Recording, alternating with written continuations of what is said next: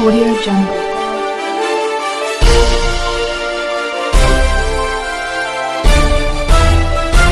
Audio Jungle.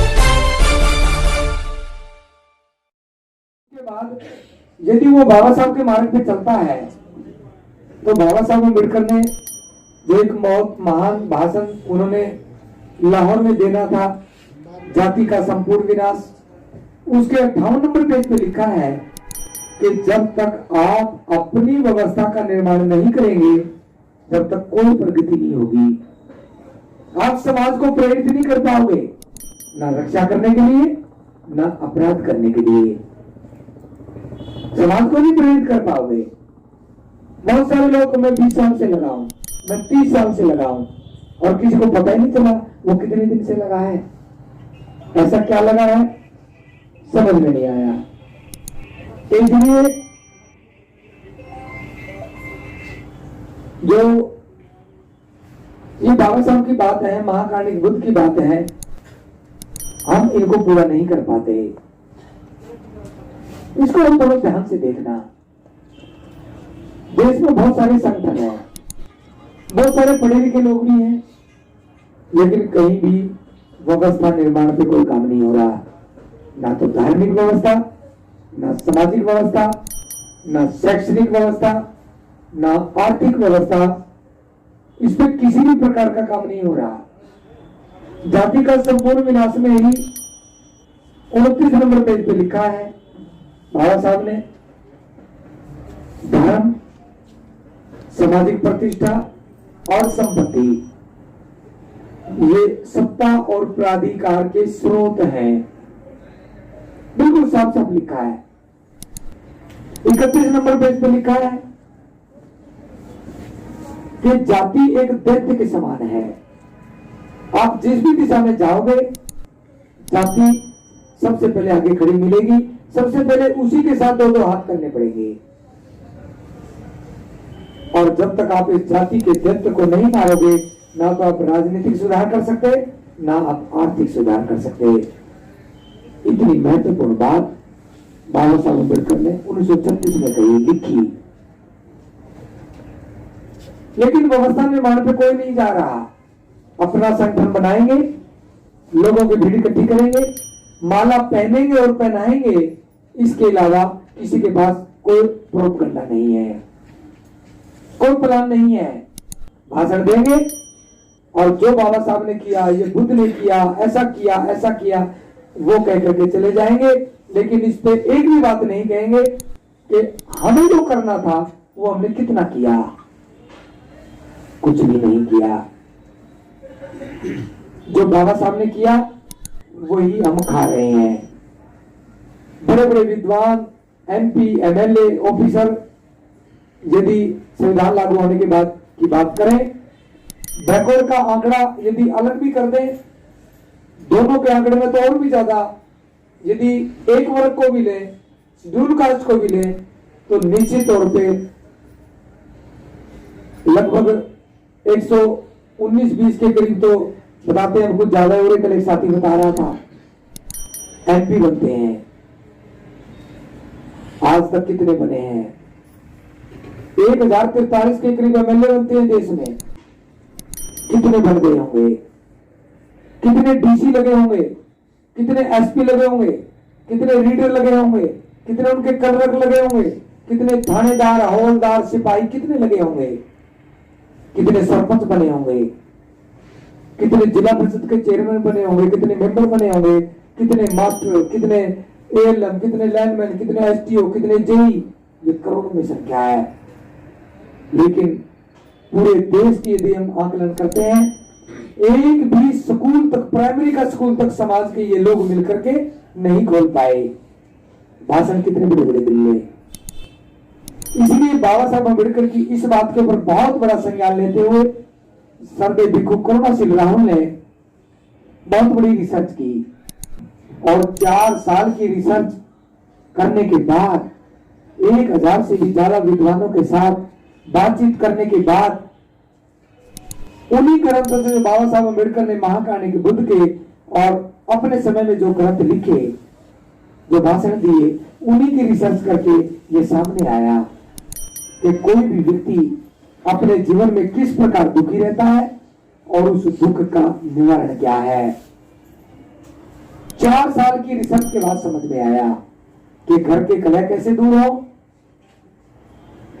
समाज को कर्ज से मुक्त कैसे किया जाए और जाति के झगड़ों से कैसे बाहर निकालें, जाति की प्रताड़ना से कैसे बाहर निकालें।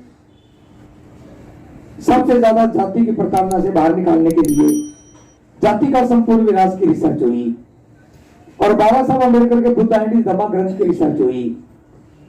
और जब सामने बात आई बिल्कुल सरल लगने लगा कि महान रहबरों ने तो मार्ग सरल दिया था, लेकिन कोई उस स्तर तक सोच ही नहीं पाया। इसलिए बस ये 3 ही बातें हैं, यदि आपके समझ में आ जाएं तो निश्चित तौर से इनका समाधान हो सकता है। ये तीनों की तीनों बातें, चाहे शिक्षक पे खर्च करना हो, चाहे विवाह बाद पे खर्च करना हो, चाहे मृत्यु भोज पे खर्च करना हो, और चाहे घर के कलह हो, चाहे जाति से बाहर निकलना हो, ये जो हमें मिला है, जो विरासत में मिला है, ये एक व्यवस्था की देन है। एक व्यवस्था ने हमें ये दिया है, वो व्यवस्था पुजारी ने बनाई है। पुजारी ने ये व्यवस्था बनाई है और व्यापारी ने इसका भोग किया है, उस पर काम किया है, और ये दोनों ही लोग इस देश में अव्वल नंबर पे हैं। हमारे घर में सूचक बनता है, हमारे घर में विवाह भात होता है, हमारे घर में मृत्यु भोज होता है, लेकिन हमें तो कर्ज मिलता है और इन दोनों के बच्चे, पुजारी और व्यापारी के बच्चे, हेलीकॉप्टर में चलते हैं। हमारे लिए तो दलिये वाला स्कूल है, कटोरे वाला स्कूल है, 8वीं तक को कॉपी भी नहीं चेक करता, और इन्होंने अपनी कॉलेज यूनिवर्सिटी बना लिए हैं। क्या हमारी ये बात समझ में आ रही है? क्या उसने ये व्यवस्था जो बनाई है अपने लिए बनाई है, हमारे लिए नहीं बनाई। हम तो इस व्यवस्था में फंसे हुए हैं। जिस दिन हमारी ये बात समझ में आ जाएगी तो लंबे समय से जो धर्म की देशनाएं नहीं हुई, उसकी वजह से हम अंधविश्वास में चले गए, हम कर्म कांड में चले गए, और पुजारी ने, पुरोहित ने हमें चक्र लिया और हमारा बहुत सारा धन, बहुत सारा समय इन रीति रिवाजों में ही लग गया। घर के कले में सारी एनर्जी लग गई, कह करके भी जाति की प्रताड़ना से बाहर नहीं निकल पाए। गांव के गांव उजड़ रहे हैं, मानवता का हनन हो रहा है, लेकिन किसी का भी इस पे कोई इलाज नहीं हो रहा। सरकार भी इन पे कोई काम नहीं कर रही। सर्वे भिक्खु करुणाशील राहुल ने बाबा साहब अम्बेडकर के महान ग्रंथों को पढ़ करके, जिसमें महाकालिक बुद्ध का मार्ग दिया है, रिसर्च करके ये बातें समझ में आई और इसका इलाज ढूंढा। जिस दिन आप इस बात को स्वीकार करोगे कि वाकई में हमारे जीवन की समस्याएं 3 बातें हैं, उस दिन उसका इलाज आपके समझ में आ जाएगा। यदि अभी बताएंगे तो आपको इलाज समझ में नहीं आएगा। ये पुजारी की व्यवस्था है। बाबा साहब अम्बेडकर ने साफ साफ शब्दों में कहा है कि अपनी व्यवस्था का निर्माण करो। अब अपनी व्यवस्था के निर्माण के लिए, इसके लिए अध्ययन, रिसर्च, कुछ लोगों को लगातार बैठना था। आप नहीं बैठ पाए, कोई बात नहीं, लेकिन देश के 1000 विद्वान सर्वे भिक्खु करुणाशील राहुल के नेतृत्व में बैठ पाए और इस पे बहुत बड़ी रिसर्च हुई और इनके फार्मूले निकले। बस आपने कुछ नहीं करना, एक फार्मूला आपने प्रयोग करना, आपके घर के झगड़े खत्म हो जाएंगे। अपनी व्यवस्था का निर्माण करोगे तो निश्चित तौर पे आप कर्ज से मुक्त हो जाओगे, और एक फार्मूले का प्रयोग करोगे तो जाति से या बैठे बैठे बाहर निकलने का मार्ग आपको दिखने लगेगा। बहुत अद्भुत खोज हुई है। महाकालिक बुद्ध ने सैद्धांतिक धर्म दिया मानवता को, बाबा साहब अम्बेडकर ने वही धर्म भारत के अंदर उसको कानूनी दर्जा दिया, संविधान में लिख दिया। कोई माने या ना माने, जो भी उल्लंघन करेगा उसको सजा मिलेगी, मानना ही पड़ेगा। बहुत मेहनत के बाद, समझो कि बहुत ही ज्ञान के साथ, बड़ी चतुराई के साथ बाबा साहब अम्बेडकर ने महाकाणिक बुद्ध का मार्ग संविधान में लिख दिया। संविधान का ही दूसरा स्वरूप बुद्ध का मार्ग समझो। 5 के 5 सील जो दंड की धाराएं हैं उसमें लिख दी है। बाकी चीजों की भी जो भी महाकाणिक बुद्ध के समय में वो चाहते थे, सिद्धांत थे, उनको कानूनी दर्जा दिया।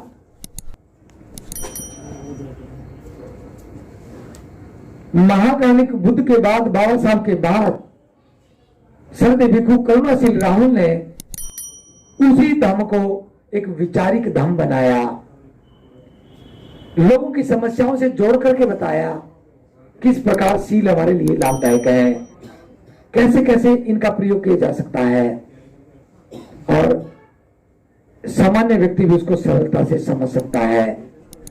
इसलिए यदि आपको भी लगे कि निश्चित तौर पे ये समस्याएं एक व्यवस्था की देन है, तो बस सीधा सा मार्ग है, इस पुजारी और व्यापारी की व्यवस्था से बाहर निकलो और अपनी व्यवस्था का निर्माण करो।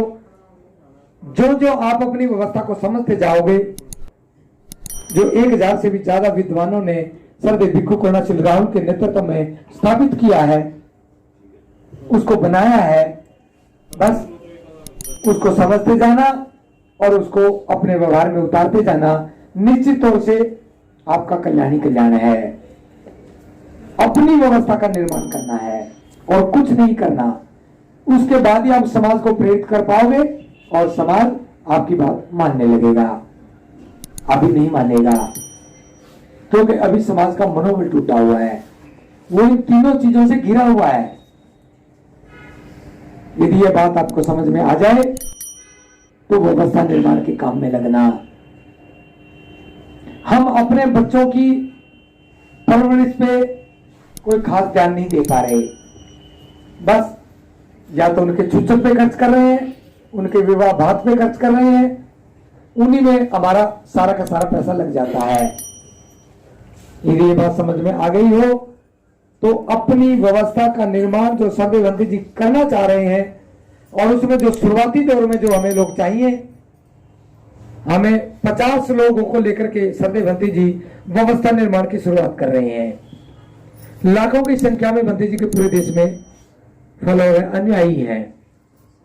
उनमें से हरियाणा के अंदर, हरियाणा और चंडीगढ़ को मिलाकर के मात्र 50 लोगों को बंती जी बुला रहे हैं। ऐसे 50 लोग आए जिनके मन में व्यवस्था निर्माण करने की चाहत हो, अपनी मेहनत की कमाई का पैसा बच्चों के निर्माण में लगाने का हो, उनकी शिक्षा व्यवस्था खड़ी करने के लिए तैयार हो, घर के कलह खत्म करने के लिए तैयार हो, जाति की प्रताड़ना से बाहर निकलने के लिए तैयार हो, उसके ऊपर काम करने के लिए तैयार हो, तो ऐसे लोग मात्र चंडीगढ़ से हमें 5 लोग चाहिए, मात्र 5 लोग, जिनको हम एक प्रशिक्षण के दौर से गुजारेंगे, महिला हो या पुरुष हो, और प्रशिक्षण देकर के उनको प्रशिक्षित करके उनको प्रचारक के रूप में समाज में उतारने का प्रोग्राम है। आप जीवन भर तक कमाते रहना, जीवन भर तक आप अपने जीवन की समस्याओं से जूझते रहना, लेकिन बाबा साहब अम्बेडकर ने जो येवला में जो भाषण दिया, नासिक के येवला में जो भाषण दिया 1935 में, उसमें साफ साफ लिखा है, आप जीवन में जो कुछ भी करना चाहते हो, आप बुद्ध की शरण में जाओ, धर्म की शरण में जाओ, अन्यथा कोई इलाज नहीं है। बस मैं इतनी सी बात कह करके अपनी बात को समाप्त करूंगा। अभी एक प्रोग्राम और है। यदि आपको ये मेरी बात समझ में आई हो, मैंने सिर्फ समस्या बताई है, इसका निवारण जब बताएंगे जब आप इस दुख के अस्तित्व को स्वीकार करोगे कि हाँ, वाकई में हमारे जीवन की सबसे बड़ी समस्या है। आपने बहुत धन कमा लिया, सब कुछ कर लिया, और यदि बेटा नशे में चला गया, चरित्रहीन हो गया, बेटी चरित्रहीन हो गई, बेटी को गलत कार्य में लग गई, किसी की पत्नी चरित्रहीन हो गई, किसी का पति चरित्रहीन हो गया, तो क्या जीवन में सुख आएगा? कभी नहीं आएगा। यदि कोई झूठ बोलने वाला घर में पैदा हो गया, चुगली निंदा वाला हो गया, मोहल्ले में एक भी हो गया, तो पूरे मोहल्ले को टिकने नहीं देगा। किसी भी प्रकार का नशा यदि समाज में रहेगा तो कभी भी समाज सुखी नहीं हो सकता, जीवन सुखी नहीं हो सकता। इसलिए बस इतना सा कहना है, जिसने भी इस व्यवस्था निर्माण में अपनी हिस्सेदारी करनी हो, उसमें अपनी हिस्सेदारी को सुनिश्चित करना हो, तो वो इस बात को सोच करके कि मैंने प्रशिक्षित होना है, मैंने रेबरों के आंदोलन को पूरा करना है, तो वो अपना रजिस्ट्रेशन करवा सकता है और उसको हम प्रशिक्षण देंगे और वो समाज में काम करे। आप जितना भी व्यवस्था निर्माण के लिए काम करोगे, ध्यान से सुनना, समझ लेना कि वो आपके बच्चों के निर्माण के लिए एफडी कर रहे हो। चाहे समय लगे, चाहे धन लगे, वो आपके बच्चों के लिए एफडी है। ये उन्हीं के भलाई के लिए, उन्हीं के जीवन निर्माण के लिए काम होगा। अन्यथा कुछ कर लेना, आप जीवन में कुछ नहीं कर पाओगे, क्योंकि ऐसा बाबा साहब ने कहा है। बस मैं इतनी बात कहूंगा। आपने किसी ने यदि इससे संबंधित कोई बात कहनी हो, तो आप कोई प्रश्न हो मन में, तो आप वो बात कह सकते हैं, प्रश्न कर सकते हैं, ताकि उसका निराकरण किया जा सके। लेकिन हमें जरूरत है, यहां से इतने लोग बैठे हैं, इनमें से बस एक व्यक्ति की जरूरत है, एक व्यक्ति की। कोई एक व्यक्ति यदि इस व्यवस्था निर्माण के लिए प्रयासरत होना चाहता हो, और जो भी सरदे बंदे जी राष्ट्रीय स्तर पे आपको संदेश दे, जो भी कहें वो सारी बात माने, जो ऐसा कर सकता हो वो एक व्यक्ति अपना नाम लिखवा सकता है। बहुत सारी भीड़ की आवश्यकता नहीं है। इस काम के लिए हमें एक ही व्यक्ति चाहिए। जो ये बैठे, इनमें से पूरे चंडीगढ़ से 5 लोग चाहिए। आप में से कोई एक हो तो वो बता सकता है, जी मैं इस व्यवस्था निर्माण में काम करूंगा। बाकी चीजें तो प्रशिक्षणों में उसको बताई जा सकती हैं। चंडीगढ़ में हम 8 दिन का एक प्रशिक्षण लगाने वाले हैं। सामनेर, तवज्जा और ध्यान साधना शिविर। जैसे अभी दिल्ली में लगाया था, अभी 18 से 25 दिसंबर अभी गाजियाबाद में लगेगा, दिल्ली में ही। और 2 जनवरी से 9 जनवरी हम चंडीगढ़ पंचकुला में, जहां भी स्थान अनुकूल हुआ, 100 लोगों का 8 दिन तक वहां ठहरना होगा और धम्म की सिखलाई होगी। सरदे बंदे जी स्वयं 8 दिन तक चंडीगढ़ में, पंचकुला में मौजूद रहेंगे। और जिसने भी धम्म को बारीकी से समझना हो, 1500 साल के बाद धम्म के प्रशिक्षण चलने शुरू हुए हैं। चीवर लेकर के रहना चाहे, चीवर लेकर के रह सकता है। उपासिकाएं चीवर नहीं ले सकती, बाल कटवाने में संकोच करती हैं, तो वो बालों के साथ ही सफेद चीवर पहन करके वो 8 दिन प्रशिक्षण में बैठ सकती हैं। कल हम स्थान देखेंगे, जहां भी स्थान मिला उसके लिए रजिस्ट्रेशन करवाना होगा। कल से ही हम मोबाइल खोल देंगे और आप